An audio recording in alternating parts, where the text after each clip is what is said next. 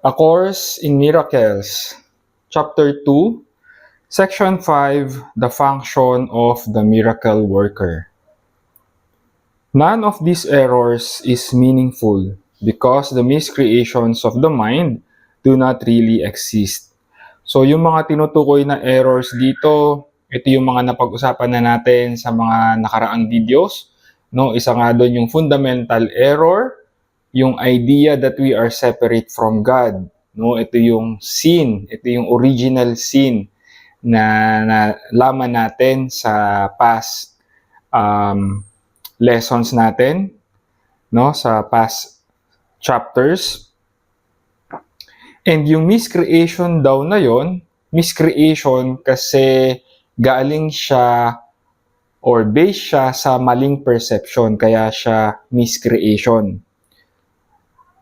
Yung mga miscreations daw na yon of the mind do not really exist, no? So nabanggit na natin 'yan nung nakaraan na yung darkness, no, is lack of love. Darkness is lack of light. Yung sin is lack of love, no? And sabi doon, they do not have a reality of their own, no? Hindi daw talaga sila nag-e-exist. Yan. This recognition is a far better protective device than any form of level confusion because it introduces correction at the level of the error. No? So, parang sinasabi dito, no, yung recognition daw na yon, mas better approach siya, no, kesa i-address pa natin yung mga subsequent errors na nanggagaling dun sa fundamental error, no? Kasi kung i-correct na daw natin siya dun sa level of error, 'di ba, parang automatic na maki-clean up na rin natin or maki-clear na rin natin yung mga kumbaga side effects nung nung fundamental error na yon, no? Kasi nga ang sinasabi sa atin ng A Course in Miracle, wala nga daw level of difficulty sa miracle, no? So basta tinitreat niya lang as one error, no? Error in thinking. Yung mga errors na meron tayo, no, sa ating pag-iisip. It is essential to remember that only the mind can create, and that correction belongs at the thought level. No, so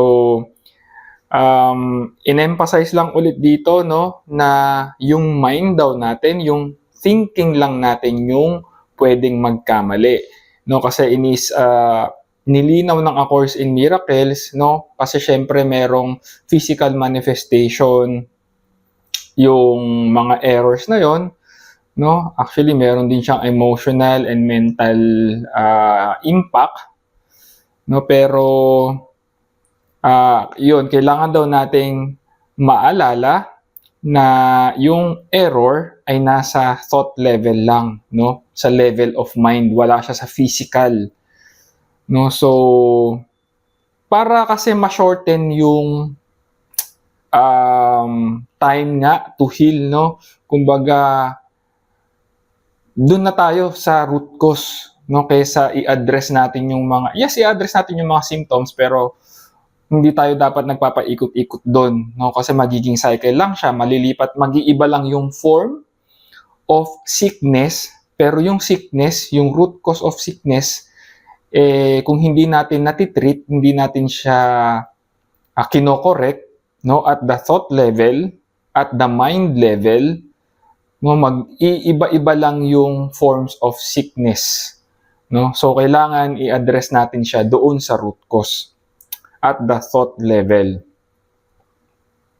And to amplify an earlier statement, spirit is already perfect and therefore does not require correction, no. So kung tutuusin yung lagi nating naririnig na mind, body, and spirit, no, yung healing daw sa mind, body, and spirit, which is tama naman yun. Pero kung at a deeper level, yung spirit daw hindi kailangan ng healing, no, yung totoong tayo, yung tayo daw kasi ay spiritual beings, we are soul having a human experience. Yung totoong tayo talaga, hindi naman talaga natin kailangan ng healing. Pero since andito tayo sa physical human experience, no, na-experience natin yung error in thinking, ito yung manifestation ng error in thinking, no, that we are separate, no? Kasi 'di ba, itong physical form natin, kung ito yung pagbabasihan natin, talagang separate tayo from God, no? Nagkakaroon tayo ng experience, correction pala. Nagkakaroon tayo ng experience of separation, no, from everything, no? Lahat outside of us. 'Di ba? So, nire-remind lang ulit tayo ng A Course in Miracles na kung tutuusin, hindi naman talaga natin kailangan ng healing. Yung totoong nature natin, which is of the spirit. Kaya binanggit yan doon sa nakaraang chapter, no? That our reality is of the spirit, not of this world. No, this is just an experience. Yan. The body does not exist except as a learning device for the mind. This learning device is not subject to errors of its own because it cannot create. So napag-usapan na natin to last time, no, na yung body nga daw natin, it is a learning device for our mind, for our soul. No? It is actually an extension, no? Ito yung physical extension ng ating mind, no? Ito yung unconscious part ng ating mind, no? Yung so ito yung tool nga, no? Ito yung proper function of the body, o kung gagamitin natin siya as a teaching device, no? Kasi yung body natin is involved, ito kasi yung vehicle nga natin dito sa ating human experience, no? So, nagiging vehicle siya. Pero sinasabi sa atin ng A Course in Miracles, the body on its own, hindi siya nakaka-create, no? Kumbaga, it is just a faithful servant, no? Kasi yung body natin, hindi talaga yan nagsisinungaling kasi reflection siya ng ating state of consciousness, no? Reflection siya ng ating soul. Kung ano yung status ng kung ano yung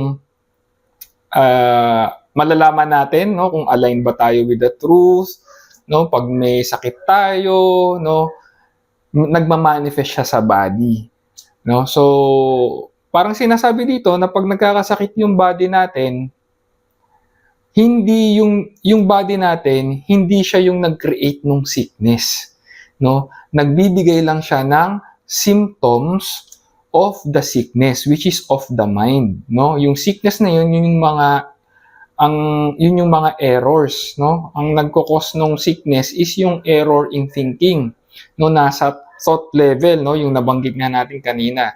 And nagma-manifest siya in physical form. No, ang pinaka-obvious nga yung pag nagkakasakit yung physical body natin. Pero nililinaw ng A Course in Miracles na hindi nakaka-create on its own yung body, no? Sinusundan niya lang yung kasi nga extension siya, so sinusundan niya lang yung source, no? Kung saan siya connected. Extension lang siya ng ating soul, ng ating mind, no? So kung may error at kung hindi natin nako-correct yung error, no? Ito yung purpose nga, no? Yung higher purpose ng sickness. No? Pag naging aware tayo, nakita natin, bakit kaya hindi nawawala tong condition ko? Ano kaya ang gustong ituro, no, nitong aking condition ng condition, hindi pala aking condition, ng condition ng body, no? Kasi the body, hindi, we are not the body, we are the soul, no? So pag ginamit natin 'yon, no, na nagagamit natin ng tama yung function of the body kasi nalalaman natin, ay may error pala, na meron pala akong error in thinking, siguro meron akong false belief about myself, no? Yan yung uungkatin natin sa mga later chapters pa, no? Maganda yung discussion dito in detail about health, no? Yung involving the body. So, yun yung proper use of the body, no? Pag nagagamit natin siya as a teaching device for our soul, no? Kasi nga nandito tayo sa ating spiritual journey, no? At itong ating human experience is part of that spiritual journey, at ang teacher natin is yung buhay natin, no? At ang teaching device is yung body natin, no? So, yun yung sinasabi ng A Course in Miracles. Ito, ang ganda ng statement dito or tinuturo dito ng A Course in Miracles. Medyo mahaba siya pero himay-himay natin siya, no? Magic is the mindless or miscreative use of mind. Physical medications are forms of spells, but if you are afraid to use the mind to heal, you should not attempt to do so. No, so yung mga medications daw, para daw siyang spell, no, para siyang magic spell na ginagamit natin to heal. The very fact that you are afraid makes your mind vulnerable to miscreation. No, kasi yung fear kasi, ito talaga yung kasi dahil nga dun sa error in thinking, no, nagkaroon ng fear, so yung dating pure mind, no, nadungisan na siya. Ito nga siguro yung masasabi nating nabahiran ng kasalanan, no. Pero ang ibig sabihin nun, no, napag-usapan natin yung meaning ng sin, yung error in thinking, yung mind nabahiran siya ng dumi, no, kasi nagkaroon siya ng error in thinking. No, so dahil dun sa error in thinking na yon, na nabuo yung takot, no, nagkaroon tayo ng takot, which is reasonable naman kasi kung meron tayong belief of being separated from God, nakakatakot talaga yon, no? So you are therefore likely to misunderstand any healing that might occur. And because egocentricity and fear usually occur together, you may be unable to accept the real source of the healing. No, so ayun nga, no, like yung nabanggit nga natin, no, yung body cannot create its own errors, hindi siya nakakapag-create. Pero may mga instances kasi, no, lalo na pag severe yung condition ng body, no, medyo far off talaga or medyo mahirap talagang iintindihin or mag-grasp yung tinuturo ng A Course in Miracles kasi yung focus natin nandun pa sa condition ng body, which is rightfully so lang naman, no, kasi kailangan bigyan natin ng atensyon kung ano man yung condition ng body.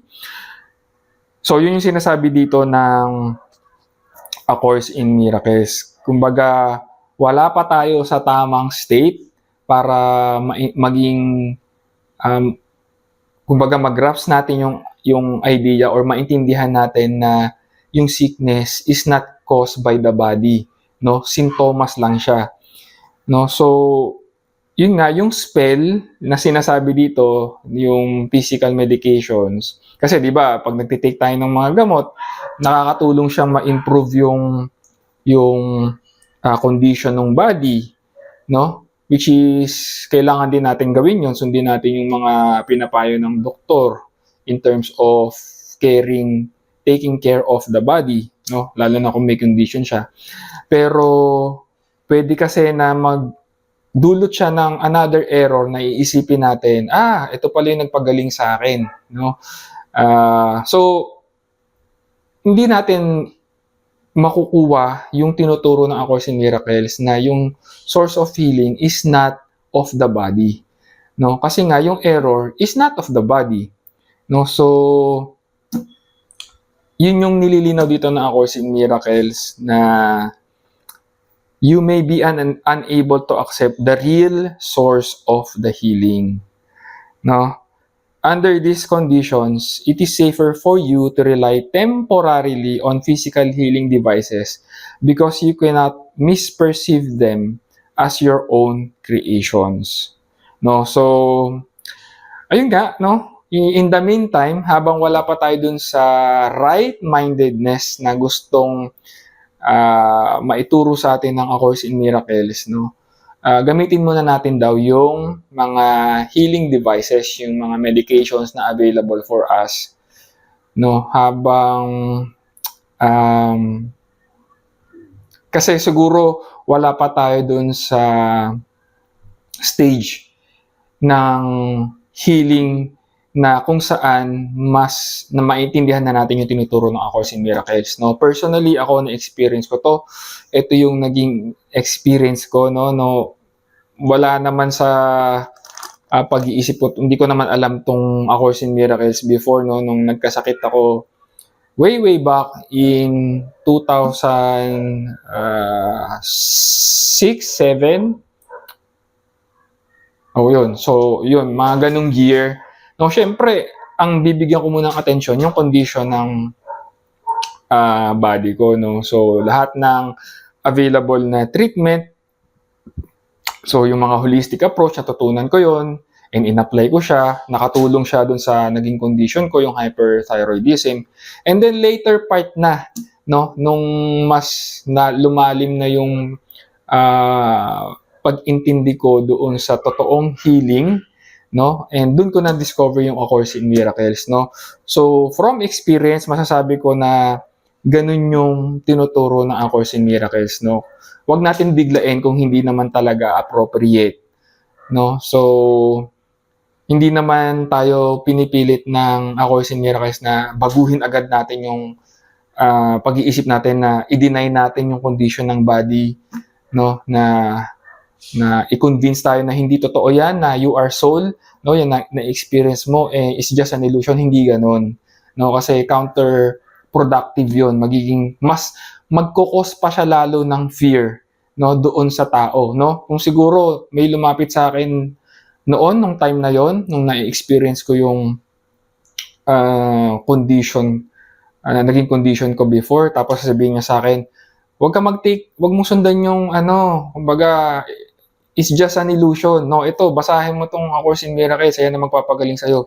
Ba't kita pakikinggan? Anong kinalaman niyang, paano ako matutulungan yung libro na yan? Ito nga yung nararamdaman ko that time. Diba? Siyempre, ang initial reaction natin, magte-take talaga tayo ng gamot to ease the pain, the suffering na na-experience natin. So, naiintindihan yun, no, ng Holy Spirit, no, naiintindihan yun ni God.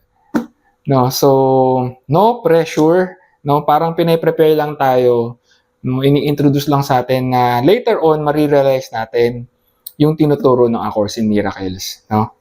So, as early as possible, no, kung wala ka pa doon sa stage na yon, sa level na yon, no, don't force yourself, no, kasi yung healing, iba-iba siya sa tao meron siyang, kumbaga, number one siguro advice na ma-share ko rin is never compare your journey, no, doon sa iba, kasi hindi talaga siya parehas.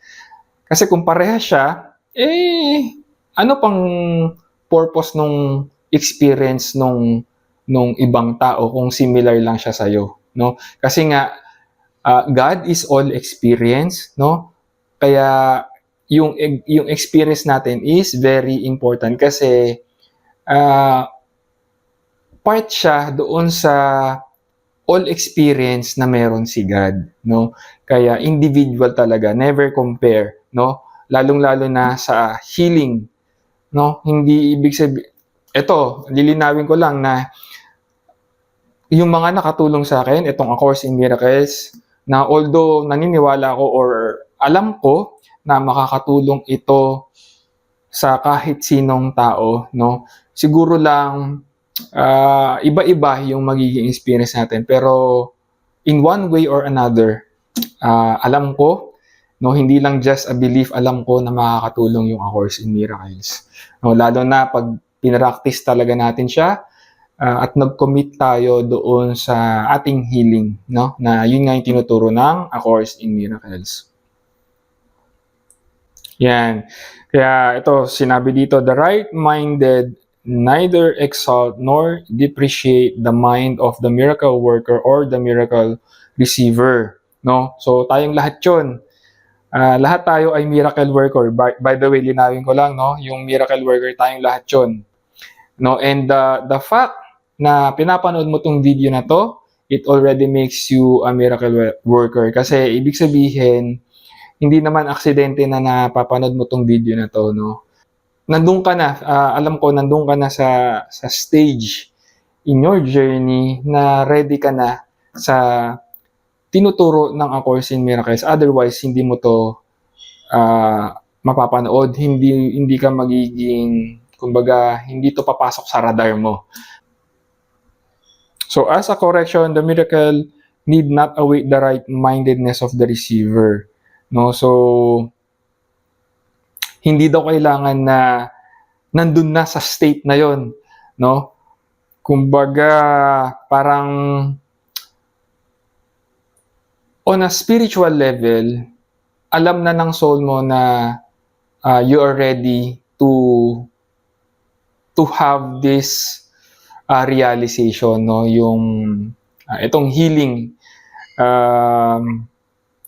yung return natin doon sa right-mindedness na tinuturo ng A Course in Miracles. In fact, its purpose is to restore him to his right mind. No? Ito nga yung pag-correct ng error ng ating thinking. It is essential, however, that the miracle worker be in his right mind, however briefly, or he will be unable to re-establish right-mindedness in someone else. No? Sa madaling sabi, kailangan i-heal muna natin yung sarili natin, no? Para maging tayo yung maging way or maging example tayo for others, no? Doon sa kanilang healing journey rin nila, no? Kumbaga, naalala ko yung isang Bible passage na yung nakalimutan ko yung exact na state na passage, pero yung tinuturo ni Jesus na yung bago mo i-correct yung kapwa mo, tingnan mo muna or tanggalin mo muna yung pawing sa mata. Parang ganon yung passage. Nakalimutan ko na yung exact. Pero parang ganon, di ba, na bago mo i-correct yung kapwa mo, tingnan mo muna yung sarili mo. Baka meron ka sariling error, no, in yourself. Otherwise, hindi mo makikita yung error na yon kung hindi siya nag-exist sa sarili mo. No? Sinasabi nga na A Course in Miracles na hindi na natin concern, no, kung ano man yung maging impact sa ibang tao kung ano man yung matutunan natin or maging experience natin, no? Just focus on your own healing kasi yun yung role natin sa atonement process, no? Yun lang yung kailangan natin, no? Just focus on our own healing. Yan, kaya sinabi dito, the sole responsibility of the miracle worker is to accept the atonement for himself. So, focus lang tayo sa sarili natin, no? Self-love, kaya napaka-importante yung self-love, no? Kasi kung wala tayong pagmamahal sa sarili natin, wala rin tayong ma-share, no? Sa ibang tao, no? Heal ourselves first, no? And always, no, para kumbaga tayo yung mag-spark, no? Parang kumbaga sa merong magandang quote na yung sa madilim na kwarto daw, no?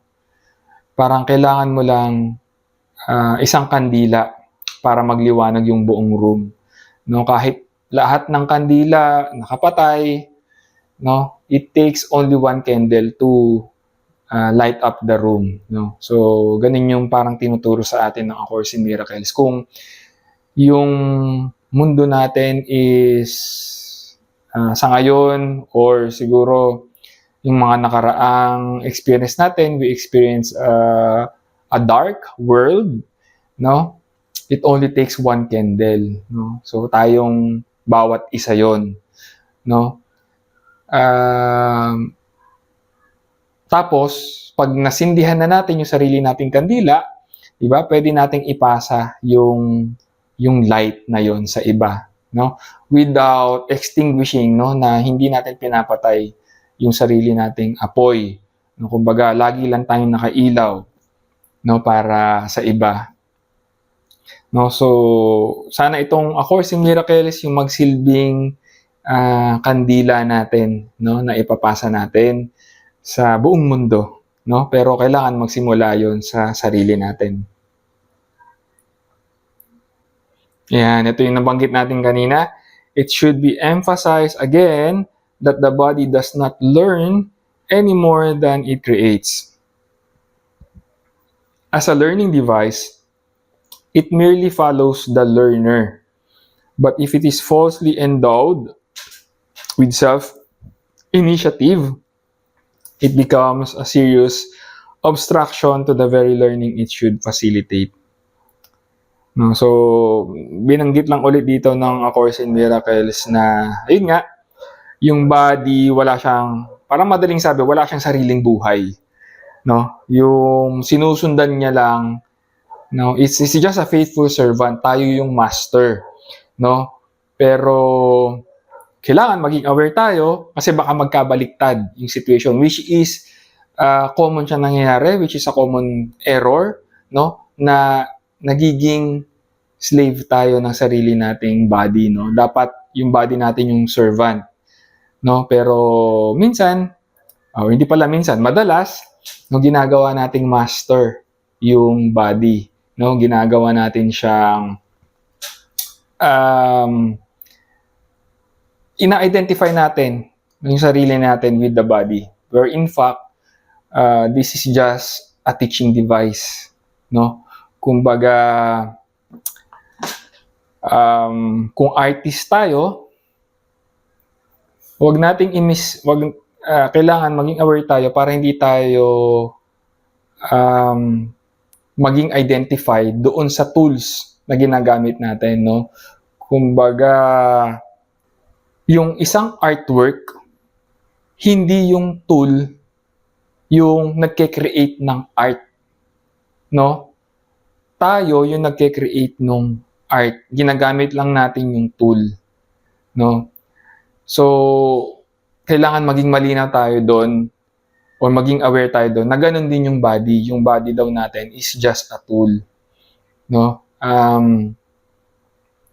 Iwasan natin na maging masyado tayong attached, no, yung identity natin with the body. Yan, kaya the body is, however, easily brought into alignment with the mind that has learned to look beyond it toward the light, no? So, madali lang daw, no, pag na-heal na yung mind, no, naturally magpa-follow na daw yung body kasi nga yung body is just an extension, it's a reflection of our state of consciousness. No, kung align ba tayo doon sa ating truth, no, doon sa ating true nature, no. Syempre pag na-correct na natin yung error, kung before, no, merong physical manifestations yung sickness, no, pag nag-heal yung mind natin, nagre-reflect din siya doon sa ating physical health, no. So meron akong isang quote na tumatak rin sa akin, no, during my healing journey din, no. Parang sinasabi doon is, take care of your soul and your soul will take care of the body, no. So parang ganun yung sinasabi nung A Course in Miracles, no.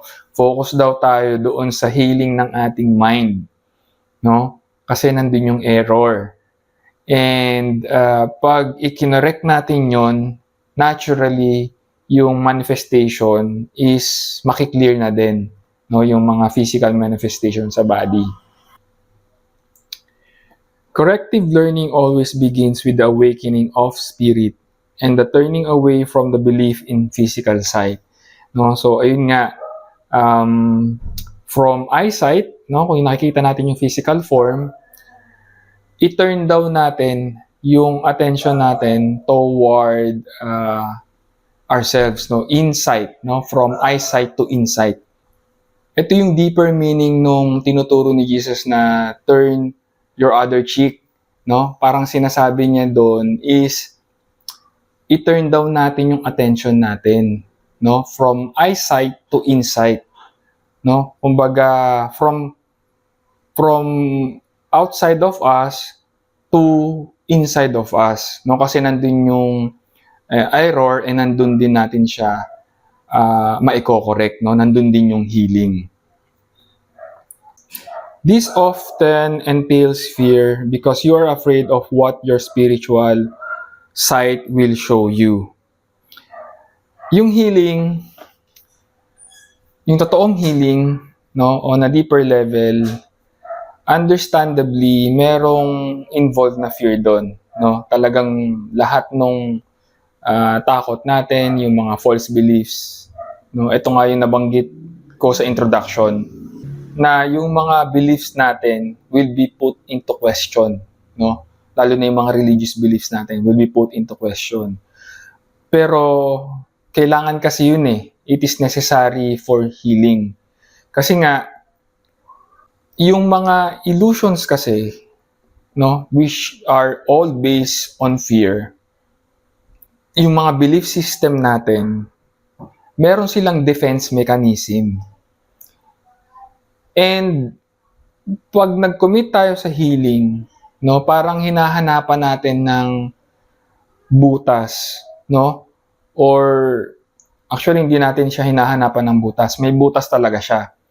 Yung healing, mangyayari doon is makikita natin na may flow, no, may mali, may butas pala yung thought system, no, yung mga belief system natin.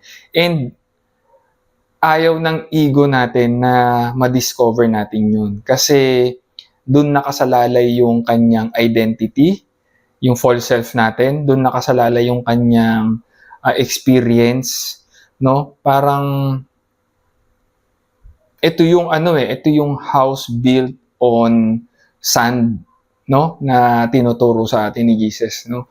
Magko-collapse siya, no? And kaya merong involved na fear kasi yung mismong identity natin, no, na matagal nating pinanghawakan, yung mga beliefs natin, no, na pinaniwalaan natin na yun yung totoo, no, yung buhay natin is, kumbaga buong buhay natin, doon natin siya binase. And then suddenly, mapuput siya into question, no. Nag-i-induce talaga siya ng takot, no? Kasi yun nga mismo yung kailangan nating i-correct, no, yung fear, no? Pero kailangan talaga siya nating ito yung healing crisis, no, na nabanggit ko sa mga nakaraang videos na, no, yung mga takot natin, yung mga false beliefs natin, magiging aware tayo sa kanila. And then, maka-question natin sila kung applicable pa ba or kumbaga may sense pa ba talaga yung mga natutunan nating beliefs, no? Na all this time ay based pala sa lies, 'di ba? Mahirap kumbaga magsisimula ka ulit ng panibago eh. Pero yun kasi yung healing eh, yun yung rebirth, no? Yun yung sinasabing being reborn of the spirit, no? Talagang magsisimula ulit, no, ng panibagong buhay, no? Yun yung healing. Pero ayun, temporary lang yung mga yun, no? Yung experience na yun, yung healing crisis. The fear of healing arises in the end from an unwillingness to accept unequivocally that healing is necessary, no? So, yung takot daw, nag-a-arise lang daw siya from our unwillingness, no, to accept the healing na kailangan natin, no? So, yung hinihingi sa atin ng A Course in Miracles, no, is just a little willingness, no? Buksan ang ating isipan, buksan ang ating puso, no? Maging open tayo for correction. Kasi otherwise, kung hindi natin hahayaan yung Holy Spirit to correct yung thinking natin, no? Kasi nga dahil may free will tayo, hindi talaga mangyayari yung healing, no? As long as kung tayo mismo ayaw nating tulungan yung sarili natin, di ba? Walang outside force na makakatulong talaga sa atin kung tayo mismo ayaw nating tulungan yung sarili natin, ayaw nating pagalingin yung sarili natin, no? Kahit sino pang master yan, kahit si Jesus mismo, di ba? In fact, nung time na nagpapagaling si Jesus noon ng mga may sakit, no? With His presence, yes, no? Talagang gumaling yung mga may sakit, pero nung nawala na yung presensya ni Jesus around them, bumalik sila dun sa dati nilang lifestyle, no? Yung old thinking nila, yung fear-based thoughts nila. Later on, nag-manifest ulit yung sickness in a different form. No, kasi yung healing nga is hindi siya nangyari doon sa tamang level, which is of the mind, no? So maaaring na-experience nila yung healing, no, or yung relief doon sa physical manifestation, pero again, kailangan kasi tayo mismo, no, we are our own healer, we are our own savior, no? Si Jesus, pinapakita niya lang sa atin yung way kung paano natin magagawa yon for ourselves, no? Kasi kung, di ba, kung sa level na-attain ni Jesus, yung spiritual mastery niya, kung tutuusin, kayang-kaya niyang, di ba, kung wala lang free will, di ba, kahit isang snap lang ni Jesus, no, parang Thanos snap, di ba, kaya niyang pagilingin yung the whole of creation, no, kasi yun yung creative power as being the Son of God. Pero aware kasi si Jesus na we are our own healer, no? Kasi alam niya na the Christ also exists in all of us, no? So nag-set lang siya ng example. Kaya nga nagkaroon din ng A Course in Miracles, no? Another guide for us, no? Yung Bible is also a stepping stone, no? Lahat tayo diyan nag-start, no? Pero kailangan nag-evolve kasi tayo, no? Kung gusto natin mag-heal talaga, yung true healing, for true healing to occur, talagang pupunta tayo dun sa root cause, no? Yun yung nga yung pinag-uusapan natin dito sa A Course in Miracles. Ayan, kaya sinabi nga dito, healing is an ability that developed after the separation before which it was unnecessary. No, again, banggit nga natin kanina, no, hindi naman talaga natin kailangan ng healing yung totoong tayo kasi we never have been really separated from God. Nagkaroon lang tayo ng experience of separation, no? Kaya naman, nagkakaroon din tayo ng experience of healing. Pero kung tutuusin, yung sickness at yung healing are both experiences lang. Pero from that experience kasi, natututunan natin yung mga spiritual lessons na gustong matutunan ng ating soul for its spiritual evolution, for its spiritual journey. So, meron ditong term na ginamit yung A Course in Miracles, yung charity, no? So, kasi yung charity, familiar tayo dyan, yung mga donation, yung may donor, may receiver. Pero ito, ginamit ng A Course in Miracles yung charity sa mas malalim na level, no? Sa mas deeper level, no? Sabi dito, charity is a way of looking at another as if he had already gone far beyond his actual accomplishments in time. No? So, parang charity daw is a way of looking, yung i-recognize daw natin, no, na yun nga, yung nabanggit natin na yung healing is just a matter of time, is an aspect of time, no? Parang ito yung gift natin, ito yung dinodonate natin, no? Hindi sa ating sarili at pati na rin sa ibang tao, no? Yun daw yung charity, no? Kumbaga, ipi-perceive natin yung sarili natin and yung ibang tao na we are on this healing journey. Pero maging aware daw tayo na pag nakikita natin yung sarili natin, yung ibang tao, na this is just an experience, no? Kumbaga, papunta tayo dun sa place na hindi naman talaga natin nilisan, no? Kasi hindi naman tayo nawalay sa Diyos, no? It is just an experience na base sa idea of separation. So yun daw yung charity, no? It's a way of perceiving, no, correct perception. Yan, kaya sinabi dito, the miracle as an expression of charity can only shorten it.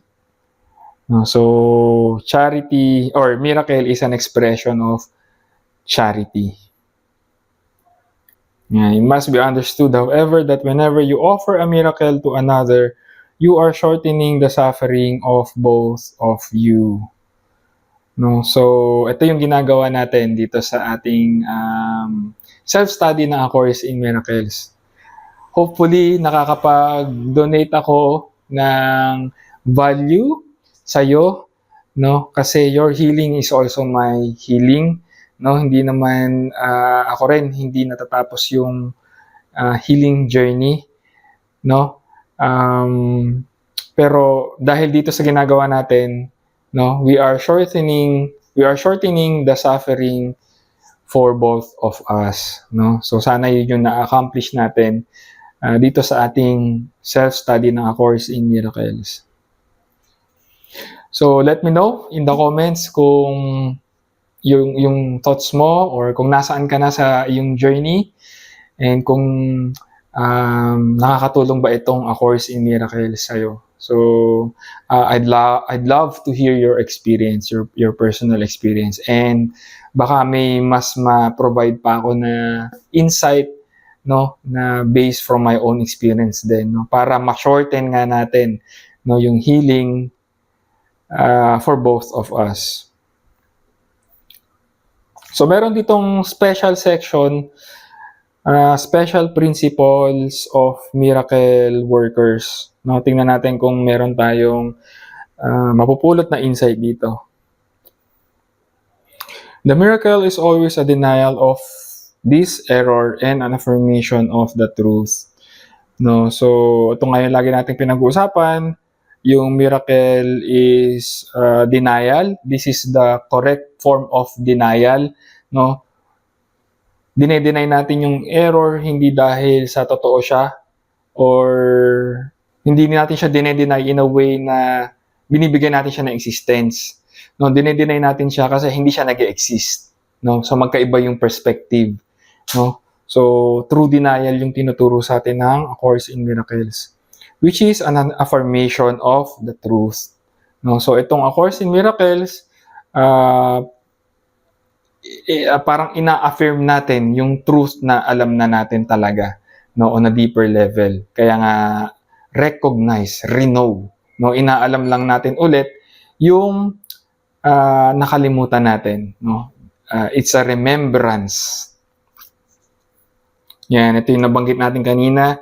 The level adjustment power of the miracle induces the right perception for healing. Until this has occurred, healing cannot be understood, no? So, ayun nga, yung gagamitin mo natin yung mga temporary options in the meantime, no? Until ma-reach natin yung tamang level, no, where we have the right perception for healing, for true healing to occur. Yan, ang ganda ng nabanggit dito. Forgiveness is an empty gesture unless it entails correction. Without this, it is essentially judgmental rather than healing. Meron tayong separate na discussion about forgiveness, no? Very important na aspect ng A Course in Miracles. In fact, sabi ng A Course in Miracles, yung only function daw natin, ito yung pinaka-main course daw nating lahat, is forgiveness. Ito yung pinaka-lesson, main lesson natin for in this human experience, no? Learning to forgive. No? And binanggit dito ng A Course in Miracles, forgiveness is an empty gesture unless it entails correction. No, kasi 'di ba ang alam nating forgiveness, yung natutunan natin na forgiveness of our sins, yung magko-confess tayo. Pero ang sinasabi doon is it is an empty gesture. Parang sinasabi na meaningless 'yon unless matutunan natin na yung true forgiveness is the correction of the error. No? Kailangan, kasi yung sinasabi dito na without this, it is essentially judgmental. Why?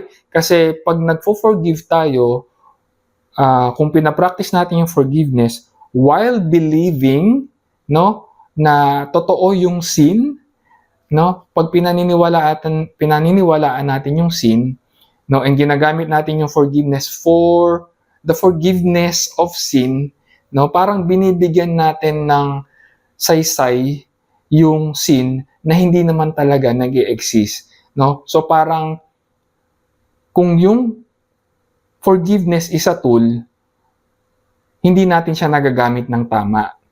No? Kasi sinasabi nga ng A Course in Miracles, nagiging judgmental pa siya. No? Kasi parang pinatotohanan pa natin yung sin na which is an illusion. No, parang nire-reinforce pa natin yung reality of a lie.